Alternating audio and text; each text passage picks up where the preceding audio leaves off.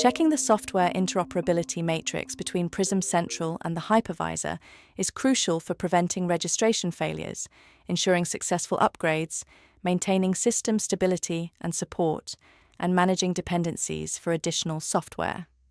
You can find the compatibility of your system in the Customer Support portal.